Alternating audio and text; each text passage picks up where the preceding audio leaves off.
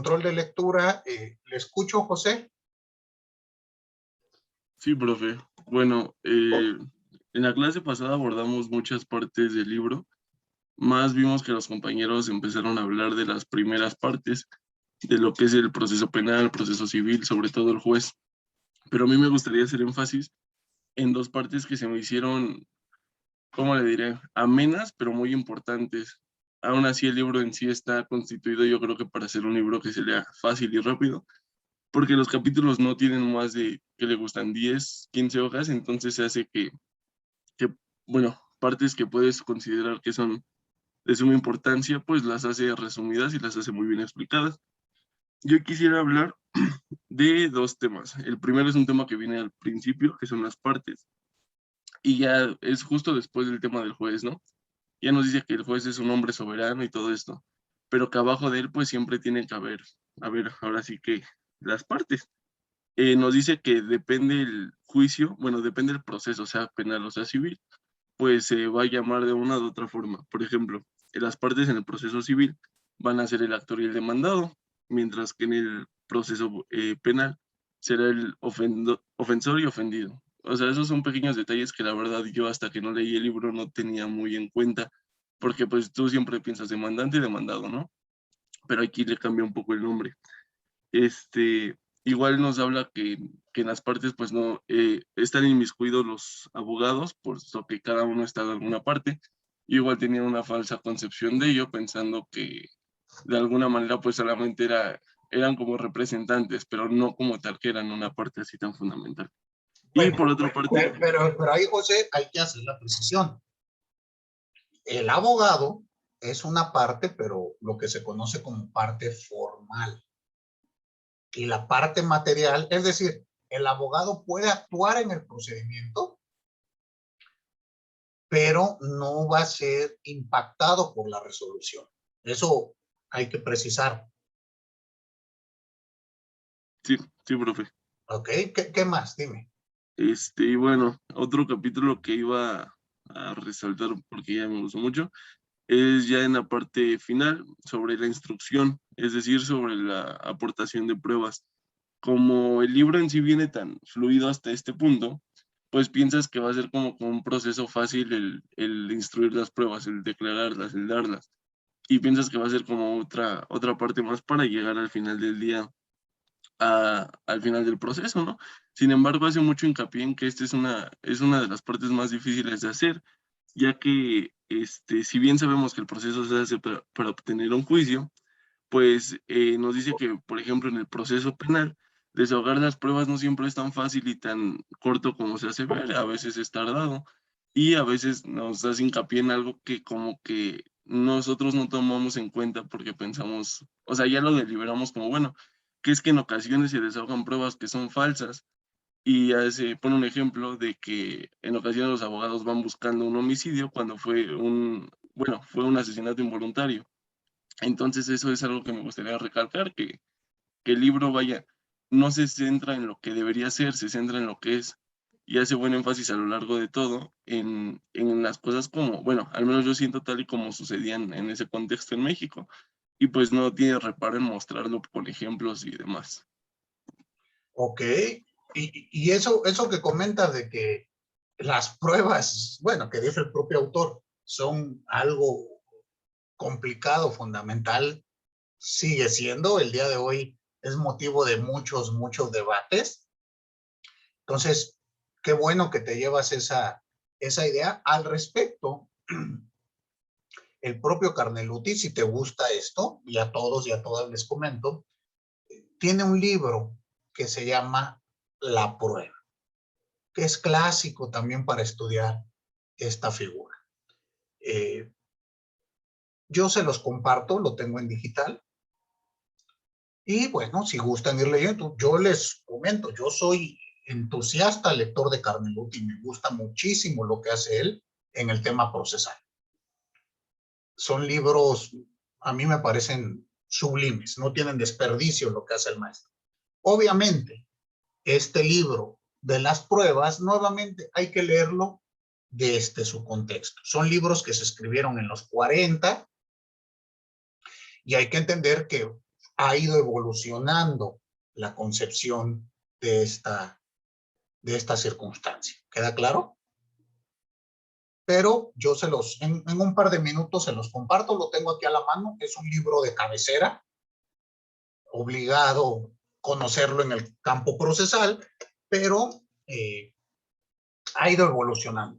Quiero que entiendan que ninguna lectura hay que tomarla a pie juntillas, como verdad absoluta. ¿Queda claro? Todas hay que criticarlas y hay que analizarlas. Nombre completo, José. Martínez Suárez José Ramón, profe. Y la pregunta del $1.000.000, ¿cómo vas a hacer tus procesos el día de mañana?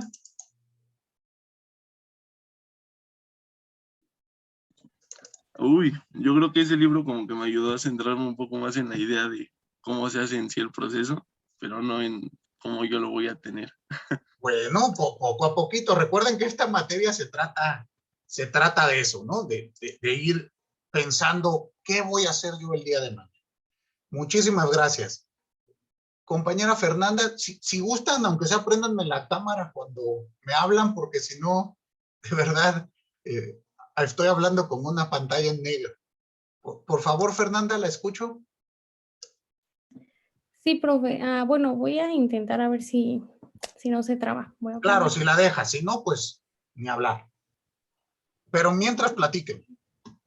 Ay, espere, es que no sé si me empieza a trabar, pero Si no, no la prenda, no hay problema. Sí, bueno. si hay problemas de conexión, no se preocupe. Mientras, No, es que a veces sí hay, a veces no, pero bueno, bueno, a mí lo que quería rescatar de la lectura, para ya no repetir como tanto, era que me llamó la atención que decía que el juez debe de ser un viajero en el tiempo, ya que debe de viajar al pasado para así analizar las pruebas y aclarar, analizar las pruebas y aclarar una existencia o una inexistencia del delito cometido o de un hecho cometido, que ya pasó, y así tener la certeza de resolver el juicio con el menor margen de error.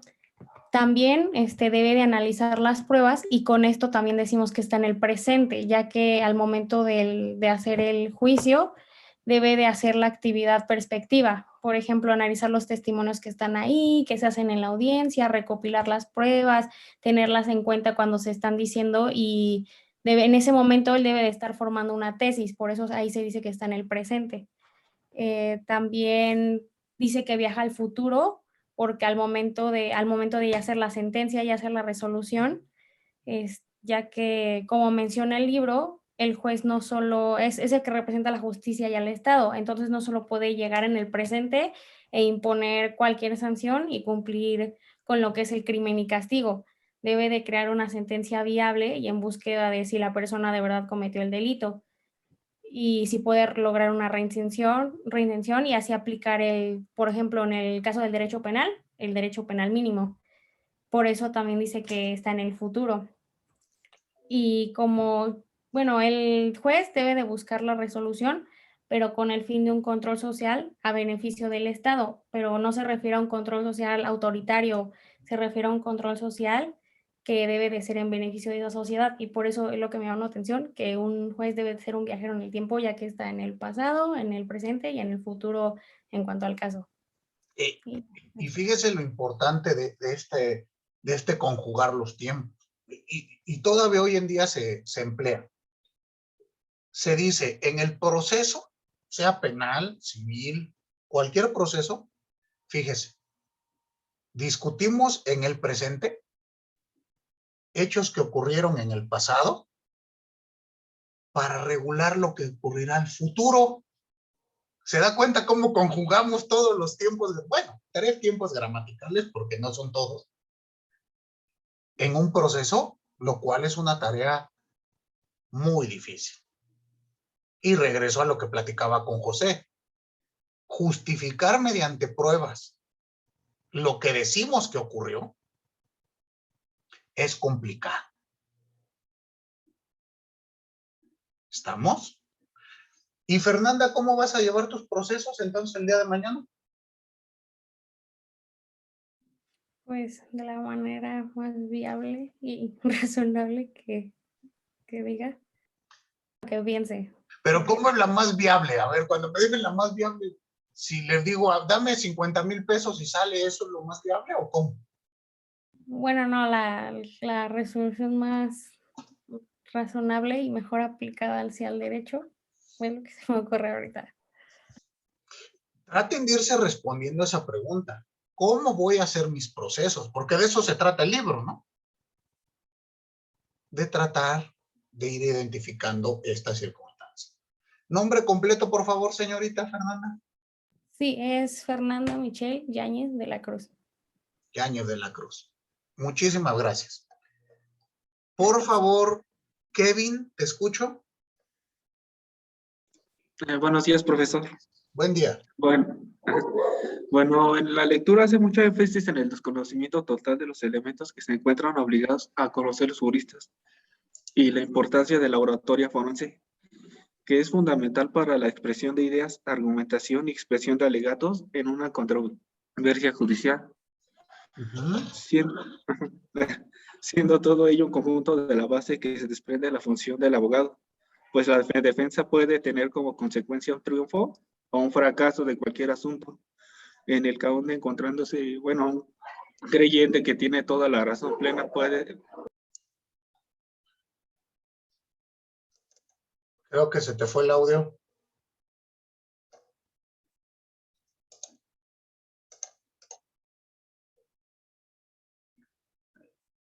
Sí, se le fue el audio, ¿verdad? Ok. Ah, ya, me dices que tienen mucho ruido en tu calle, Kevin. No te preocupes, así es actualmente hoy.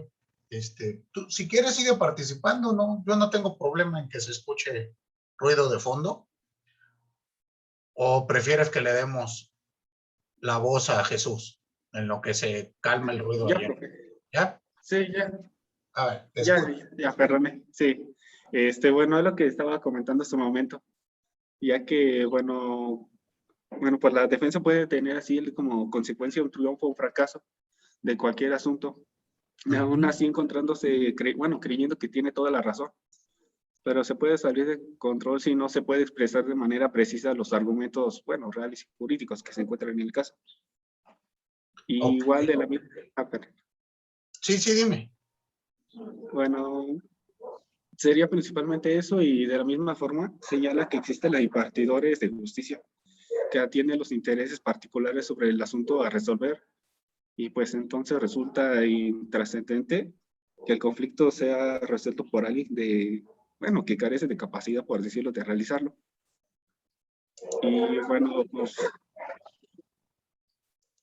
Y pues bueno, con tal de por lo menos que lo haga con imparcialidad más que nada.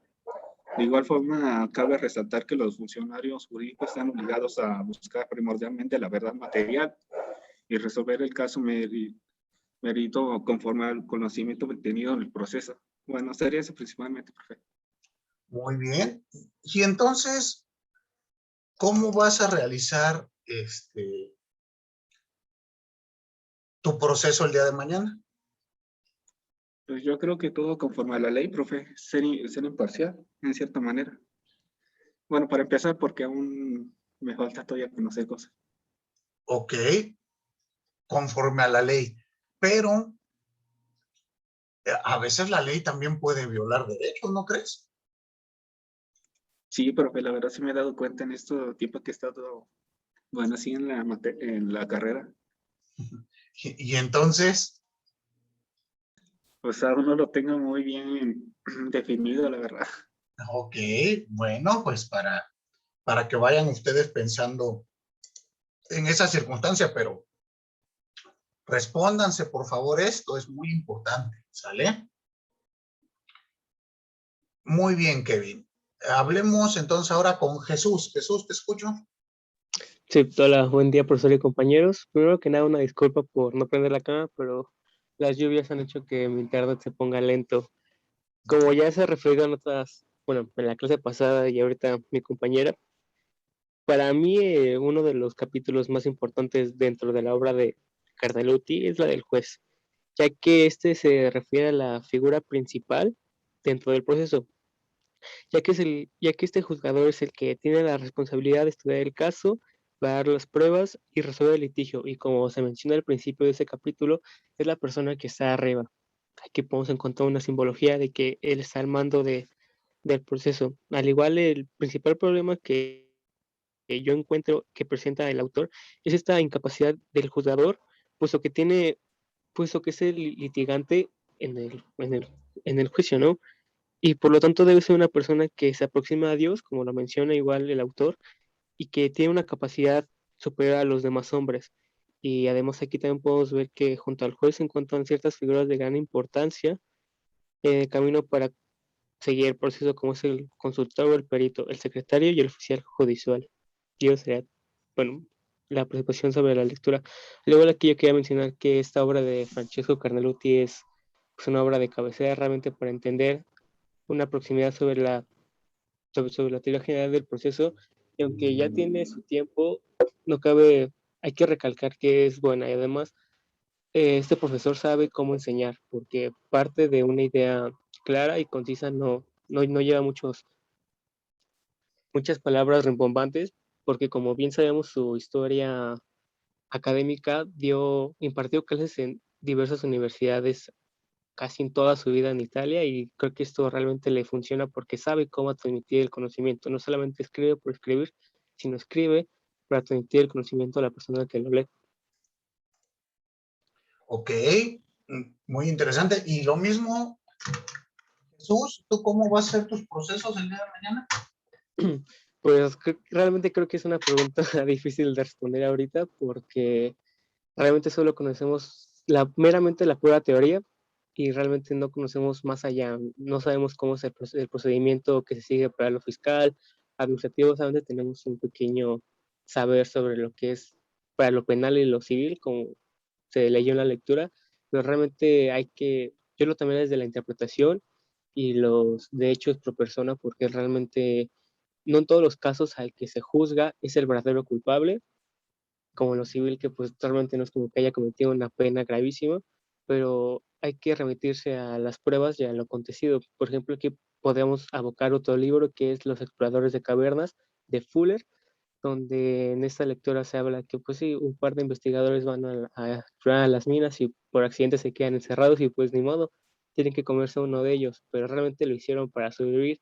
Aquí podemos abocar también esta idea utilitarista filosófica donde si se va a perder una vida, que no se pierdan todas, que por lo menos sea una.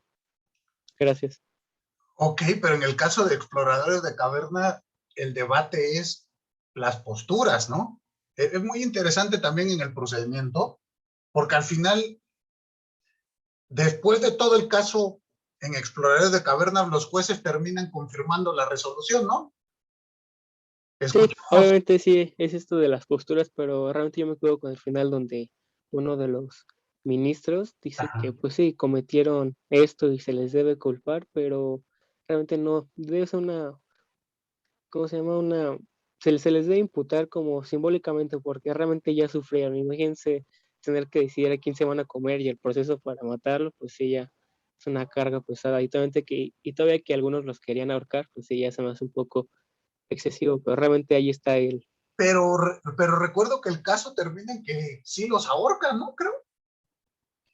Sí, creo que sí al final, porque también estaba esta parte de que bueno, afuera del juicio estaban pues, los espectadores, no propiamente la prensa y el Eh, público, que aquí como que había esta cierta eh, confrontación. exacto, es que ese caso de exploradores de caverna, bueno, tenemos varios, ¿no? Entonces, recuerdan que tienen que leer ahí una acción de inconstitucionalidad que habla precisamente del tema de la interrupción del embarazo. Y ya ven que es un tema donde pues, hay posturas encontradas y no hay modo de llegar a un punto medio. Entonces, muy interesante, qué bueno que ya te han dejado leer estas otras cuestiones. Eh, Jesús, vayan ustedes analizándolo globalmente como lo ha hecho Jesús. Muchas gracias. Nombre completo, Jesús. No, gracias a usted. Jesús Eduardo Mejía Hernández. Gracias. ¿Sí pudieron descargar el libro que les mandé?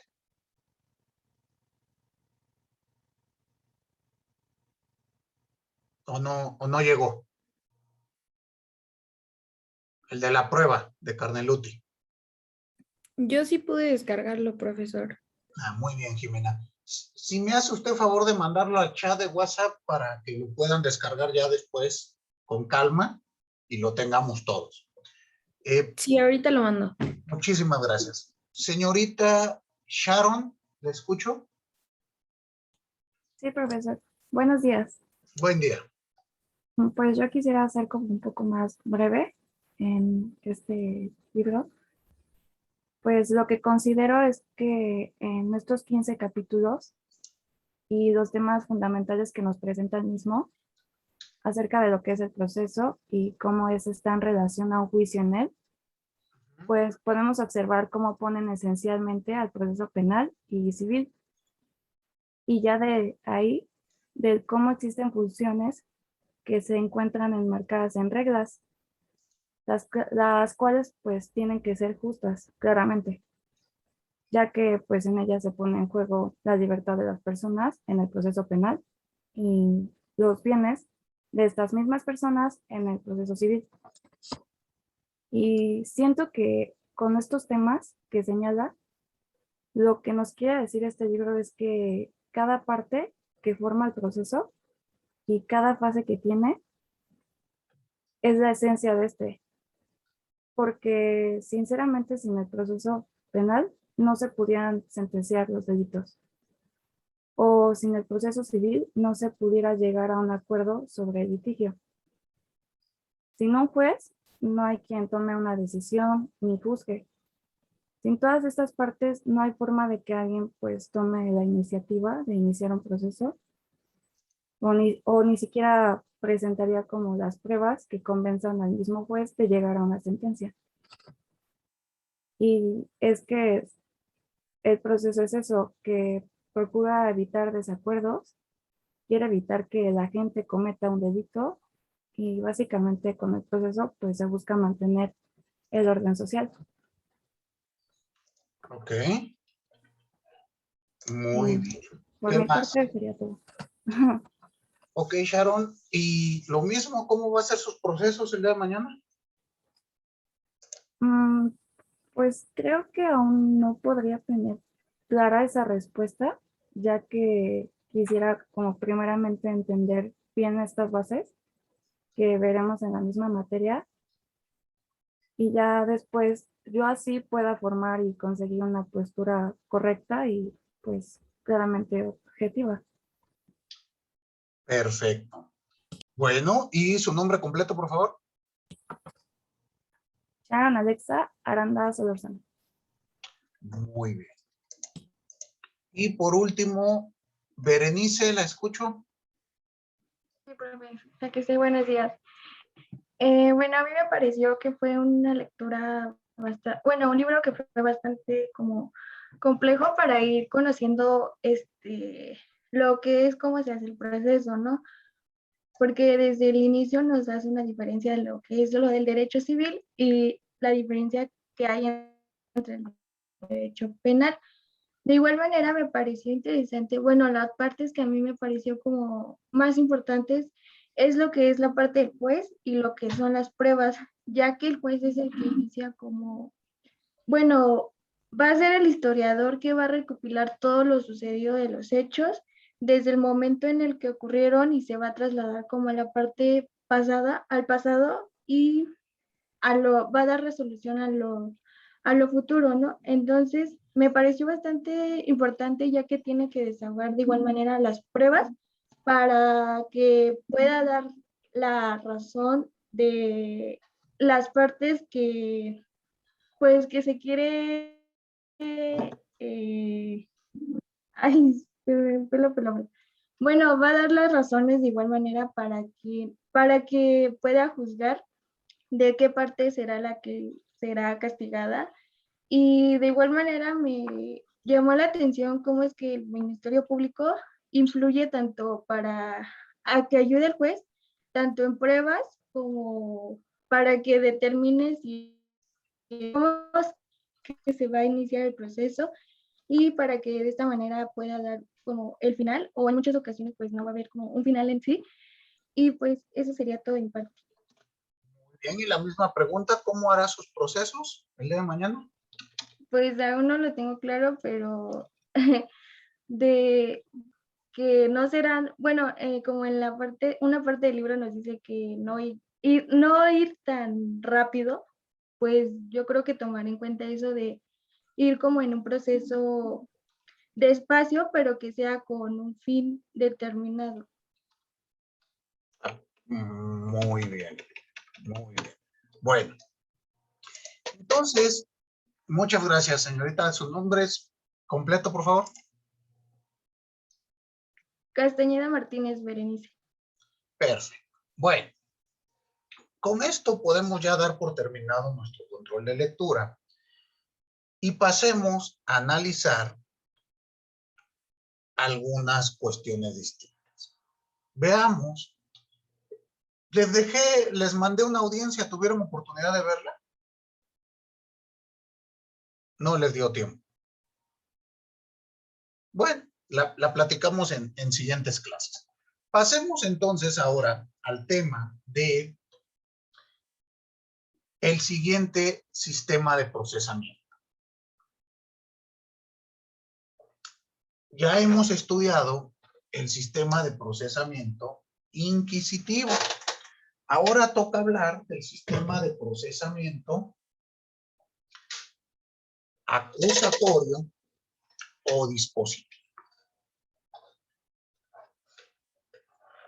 Siempre que ustedes escuchen sistema de procesamiento acusatorio, van a ver o notarán que se refiere al sistema penal o al campo de lo penal. Y para referirse a cuestiones diversas del penal, es decir, civil, mercantil, administrativo, se utiliza la palabra sistema dispositivo. ¿Sí quedó claro esto?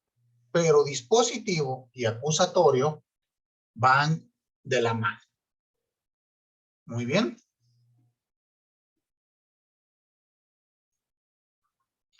Ahora, hay que entender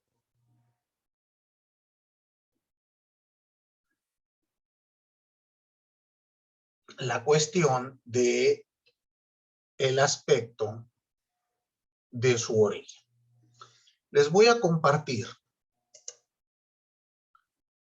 un documento aquí por el chat y si me ayudan a subirlo a nuestro WhatsApp, les voy a agradecer mucho. Déjenme buscarlo.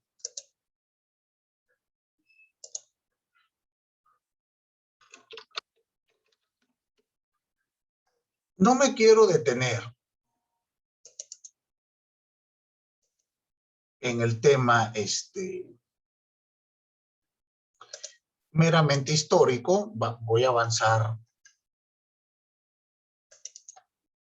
un poco más porque les decía, en nuestro país ya les mandé un documento donde viene resumido la historia del proceso del sistema desde el antiguo derecho romano hasta mediados del siglo XX.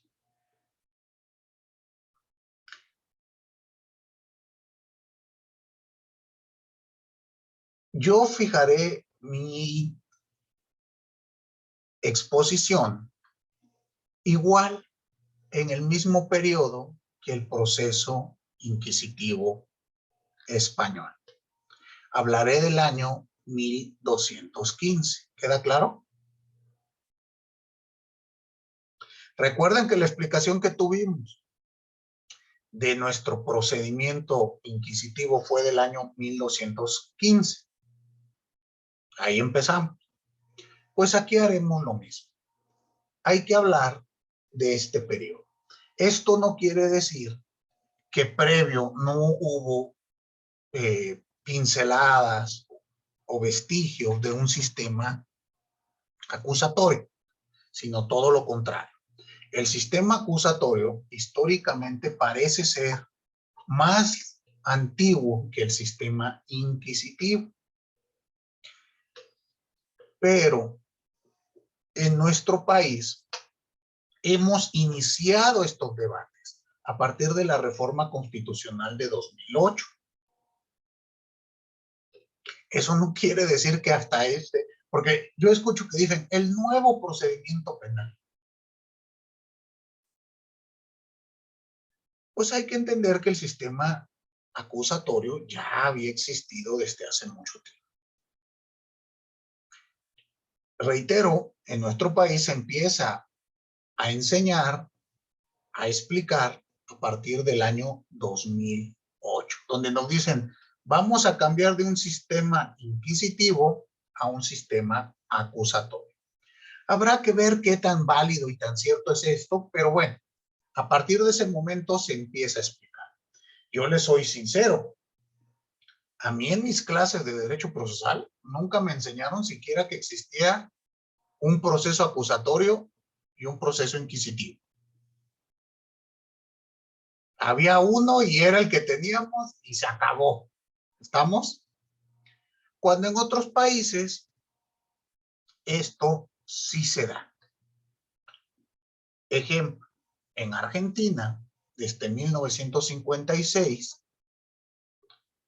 el maestro Hugo Alsina, en su Tratado de Derecho Procesal, Civil y Comercial, su primer capítulo se dedica a explicar qué es el sistema inquisitivo y qué es el sistema dispositivo o acusatorio. Lo que yo quiero que ustedes tomen en cuenta es que estos temas son muy importantes y hay que entenderlos. En nuestro país tenemos una deuda histórica con el estudio del mismo. Si ustedes abren su plan de estudios, en el plan de estudios de nuestra materia, teoría del proceso, ni siquiera se toma en cuenta los sistemas procedimentales. Y así como me decía hace un momento Sharon, Berenice, Jesús, Kevin, maestro, ¿cómo me dice que le explique cómo voy a hacer mi proceso si todavía ni sé qué es proceso? A ustedes les vamos a llegar a enseñar derecho procesal penal desde una vertiente acusatoria si nunca les enseñamos que existen sistemas de procesamiento. Va a estar difícil que lo entiendan, ¿no? Por ello, he dedicado estas semanas a explicar los sistemas. Veamos qué ocurre con nuestro proceso acusatorio. En 1215, aquí les pido por favor, sitúense ustedes en Inglaterra. O lo que hoy conocemos como Inglaterra, ¿verdad? Porque en ese momento, pues, Inglaterra estaba dividida en varios reinos. Para 1215 ya se habla de la unificación del reino de Inglaterra, pero ustedes saben que durante muchos siglos eran pequeños reinos conviviendo todos juntos. Lo mismo que pasaba en España para 1215, no era España como la conocemos hoy, sino había distintos reinos. ¿Estamos? ¿Sí se acuerdan de eso? Perfecto. Pues aquí en esta Inglaterra de 1215, para 1215, se emite un documento que es muy importante para el estudio del derecho procesal, que es lo que se conoce como la Carta Magna. ¿Alguno de ustedes recuerda qué fue la Carta Magna?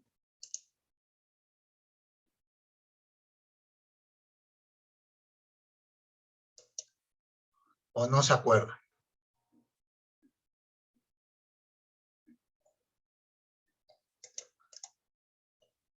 ¿A ninguno les comentaron nada en sus clases de constitucional? Pues es la Constitución, o bueno, el antiguo nombre de la Constitución, pero...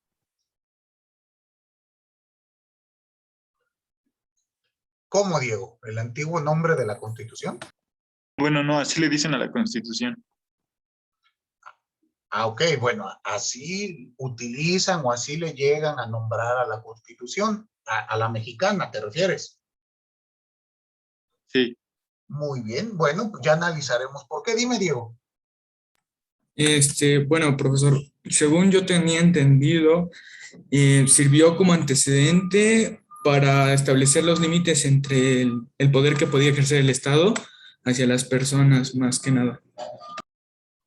Ok, empieza un límite al poder del Estado. Y entonces aquí veremos que a diferencia del proceso inquisitivo, que se convierte en un instrumento de represión, aquí tenemos límites al Estado, el documento que da origen al procedimiento. Dime, Gabriel. Sí, profesor. Bueno, yo tengo entendido que es el título que se le da al documento, pues que presenta como todos los derechos y deberes de una sociedad y fue firmada en Inglaterra en 1215. Ok. Hay que analizar esa postura. Entiendo que lo estás leyendo de internet, ¿no? De un documento, sí. Habrá que leer, habrá que analizarlo. Dime, Jesús. Sí, ya como comentó mi compañero, sí, fue en este año de 1215 cuando el rey de Inglaterra, Juan, que se le apodó después Juan sin tierra, fue el que le dio esa carta magna a los habitantes por obligación. Ok, bueno, hay que analizar esto. Miren, piensen lo siguiente. Y esto es muy común, esto que nos decía Gabriel y Diego. Pues es que así se le llama a la Constitución o se utiliza como sinónimo de Constitución. Vamos a analizar. En este año, en 1215, Juan sin tierra, Juan I de Inglaterra, se gastó el dinero de las arcas públicas y dejó vacío el erario. Y por lo tanto se le hizo fácil pues subir los impuestos, volver a cobrar, volver a requerir el tributo. Esto ocasionó una revuelta social. Recuerden que en aquel periodo quien pagaba el tributo era el señor feudal, lo que se conoce como el lord. No lo pagaban los vasallos, no lo pagaban los campesinos, lo pagaba el lord. El lord recaudaba y él tenía que llevarlo.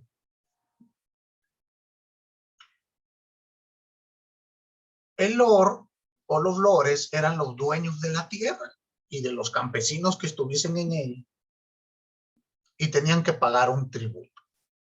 Bueno, pues cuando se le sube el tributo a los dueños del capital, a los dueños de la tierra, pues hay revuelta social. En este momento, en este periodo histórico, fue tal la revuelta social que obligaron o casi obligan al rey a abdicar, es decir, a renunciar a la corona.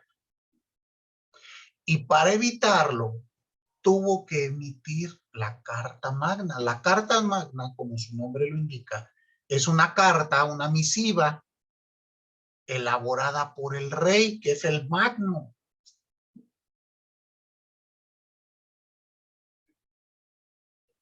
Y en esta carta, hecha por el rey, le otorga derechos a los vasallos. Les pregunto a ustedes, ¿su constitución fue una carta que hizo un rey? ¿Es una canonjía que les dan?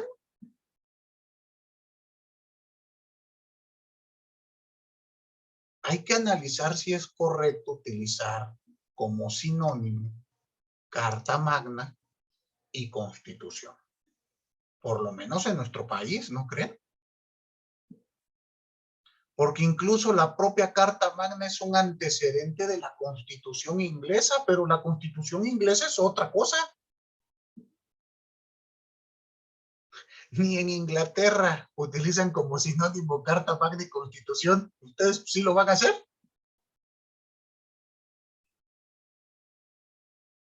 ¿Qué apuestan a que sí? Esto, bueno, no quiere decir que esté mal, pero procesalmente, constitucionalmente, dogmáticamente, es una imprecisión. Sí les vamos a entender. Si usted me dice, porque hasta lo ponen así, nuestra Carta Magna. Bueno, entenderé que se refiere a la Constitución, pero habrá que estudiarlo mejor. Nuestras constituciones, miren, para empezar, ¿sí saben ustedes qué es el Common Law y el Civil Law? ¿O no? Common law es el derecho inglés, ¿no, profe? Tengo entendido. El derecho inglés, el derecho sajón o anglosajón, porque no únicamente se utiliza en Inglaterra, en Estados Unidos, en varios países de América Latina, en Países Bajos, en Australia. Hay muchos lugares donde se utiliza este derecho, que es completamente distinto al nuestro, que es un derecho de ascendencia romano-germánica. ¿Están de acuerdo? Entonces, para empezar, noten los tipos de constituciones. Nuestra constitución es una constitución rígida, estructurada, organizada, con un catálogo de principios. En cambio, la Constitución, vamos a poner ejemplo más cercano, Estados Unidos, ustedes saben que son enmiendas. Y es una Constitución, por decirlo así, más flexible. Entonces, a veces asimilar estos documentos, pues creo que sería a veces impreciso, ¿no les parece? Nada más esto para que ustedes tomen en cuenta ahora en sus clases de constitucional este aspecto. Hay que analizar bien a veces cómo utilizamos las figuras para evitar confusiones. ¿Queda claro? ¿Y esto por qué ocurre en nuestro país? Nuestro país, pues ustedes saben, por lo menos en la Constitución, tiene gran impacto del sistema americano. Ustedes escuchan o ya empezaron a estudiar qué es esta figura del debido proceso. ¿O todavía no llegan? Artículo 14 y 16 constitucional. ¿No ninguno? Ok. Pero, bueno, ¿la palabra debido proceso le suena bien o le suena rara? El nombre. O les pongo otro ejemplo. Suprema Corte de Justicia de la Nación. ¿Le suena bien o le suena raro? ¿A usted cómo le suena, Sandra? Perdón, profesor, se me está trabando mucho. Ah, ¿no se me escucha bien? Creo que es mi internet. Ah, está batallando. Ok. O a usted, Paola, Suprema Corte de Justicia, ¿le suena natural, le suena bien o le suena raro? Me suena bien. ¿Suena bien así? A ver si yo digo, ¿el gordo niño le suena bien? No, eso no. ¿Por qué no? Bueno, es que ya yo ya estoy acostumbrada a ir a la Suprema Corte. Como que lo ocupan más normalmente al otro de niño gordo, es como que no. Pero en el español, ¿cómo se escribe? ¿Decimos primero el sustantivo y después el adjetivo o primero el adjetivo y después el sustantivo? primero el sustantivo y después el adjetivo. Y cuando usted dice la Suprema Corte de Justicia de la Nación, ¿qué va primero? ¿El adjetivo? El adjetivo y después el sustantivo. ¿Y por qué ahí no le suena raro?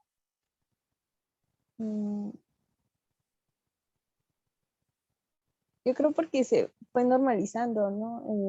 El ponerlo como Suprema Corte cuando ¿Y aunque está al revés. ¿Y cómo lo diría en inglés?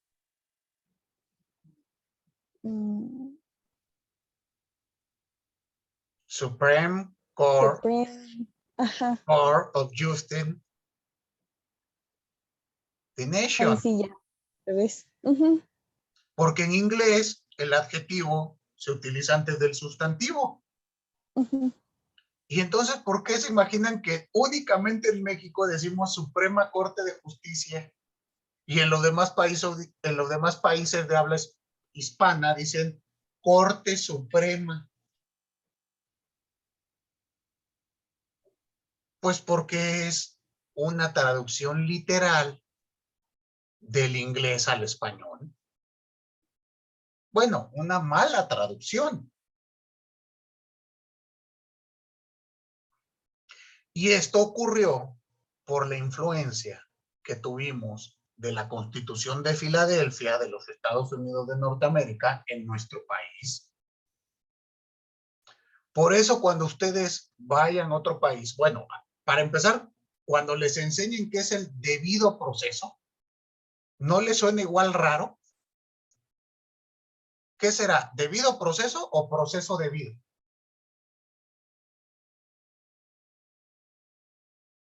¿Cuál es el adjetivo?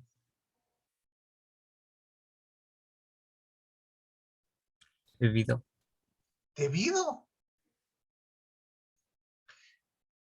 La figura debido proceso es una figura anglosajona. Surge precisamente en la Carta Magna. Por eso les digo que a veces les va a tocar maestros que les brinque esto de que ustedes le digan Carta Magna a una constitución, o por lo menos a la constitución de nuestro país.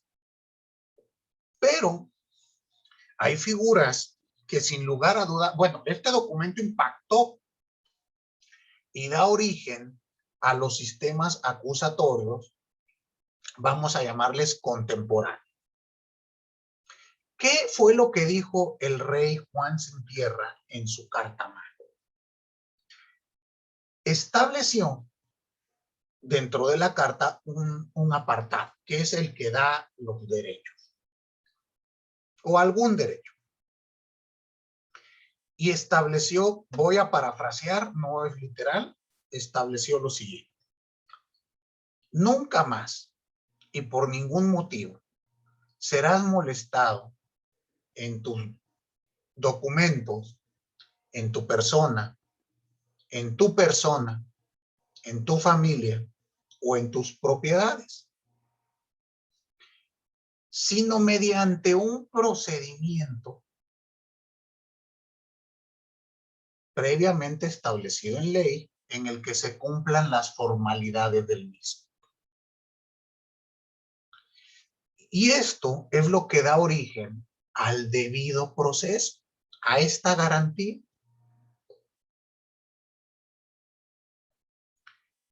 Y como bien decían ustedes, surge un sistema distinto en el cual se establece como límite al poder del Estado.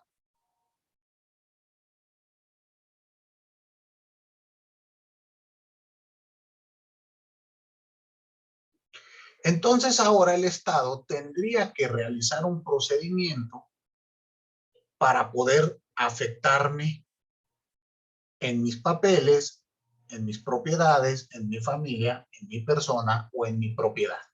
¿Queda claro?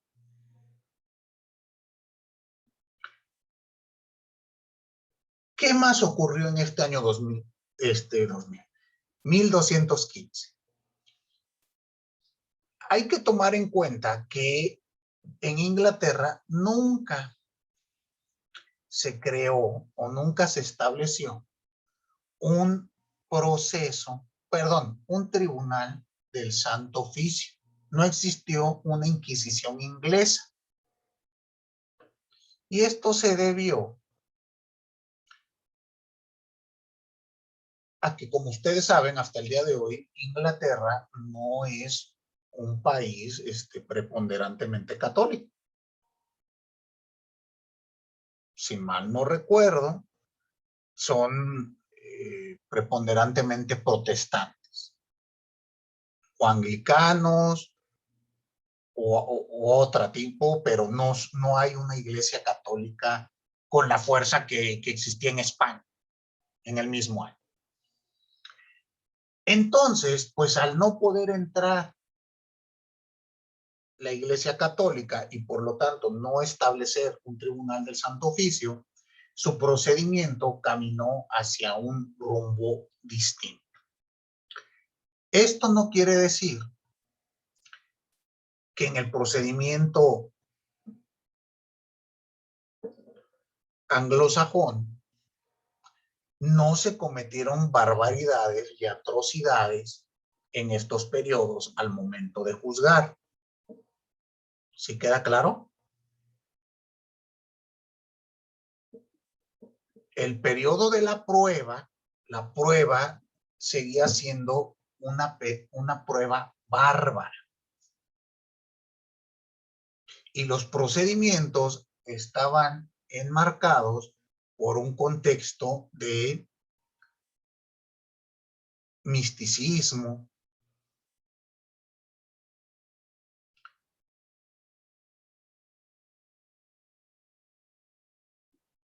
que propició igual injusticias. ¿Sale? No quiere decir, reitero, que lo que se haya hecho en Inglaterra o en Estados Unidos fueron procesos hermosos y todos llenos de luz y justicia. Tampoco. Recuerden, estamos hablando justo de la Edad Media, del oscurantismo. ¿Cómo se caracterizan estos 3 siglos?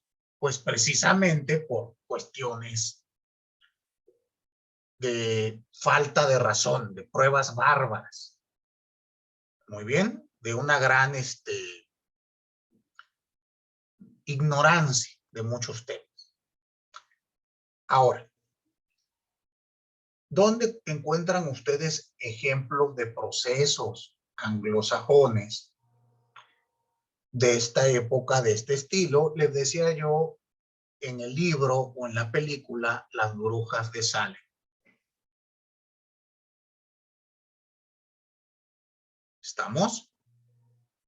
Ahí pueden encontrarlo. No sé si se consiga en, ¿cómo se dice? En digital, en internet puedan ver la película, pero el libro estoy seguro que sí lo consiguen en un PDF, lo pueden descargar, lo pueden leer. Es un libro cortito, máximo 200 páginas. ¿Queda claro? Y ahí ustedes pueden ver este tipo de procedimientos. Hay una película, no sé si esta la platiqué con ustedes, que se llama El Mahometano. ¿Sí se las comenté? Diego me dice que sí, los demás me dicen que no. ¿Sí la platiqué, Diego? Es la del Mauritano, ¿no? Que les platiqué que habla de un proceso ya en pleno año 2000, en el siglo XXI, en Estados Unidos, donde tienen un procedimiento inquisitivo con torturas y donde tienen a una persona 10 años en la cárcel sin que le hayan hecho siquiera una acusación. ¿Qué es lo que quiero que entendamos? Que ni lo que ocurrió en España es brutal y malo, ni lo que ocurre en el sistema anglosajón es bueno, bonito y hermoso. ¿Estamos? Que ni lo que ocurre en México en el siglo XXI es 100% acusatorio o 100% inquisitivo, ni lo que ocurre en Estados Unidos son procesos 100% libertarios o garantistas. ¿Sí queda claro? El proceso es una herramienta y puede tener figuras violatorias de los derechos humanos. ¿Sí queda entendido esto? Lo importante es que ustedes vayan analizando ambos sistemas desde el plano dogmático para después analizar las leyes que tenemos. Muy bien.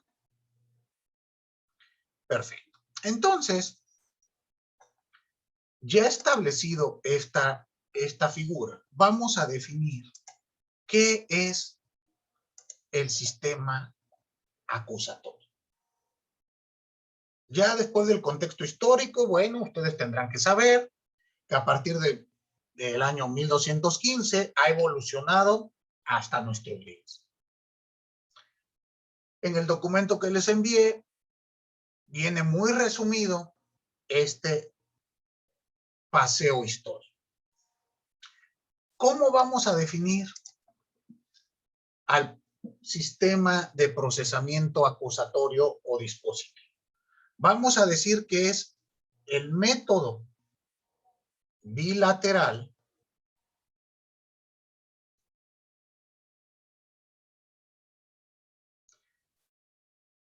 en el cual dos sujetos naturalmente desiguales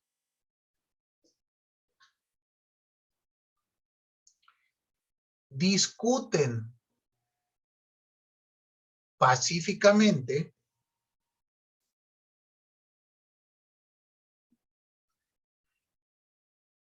en una igualdad jurídica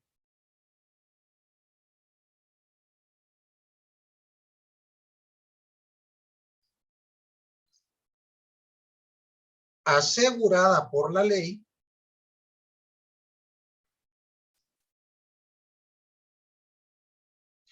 y garantizada por un tercero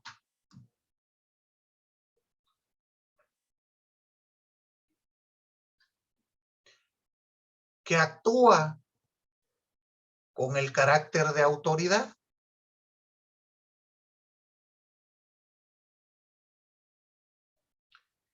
Dirigiendo y regulando el debate.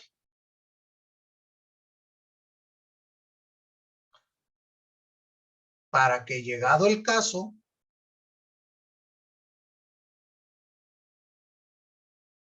sentencie la pretensión discutida.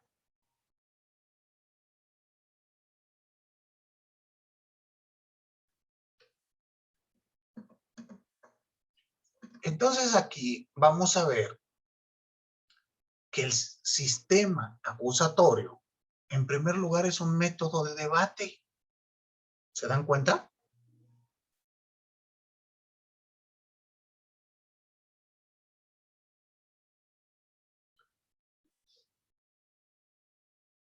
Su función primordial es tener a dos sujetos en un plano de igualdad jurídica.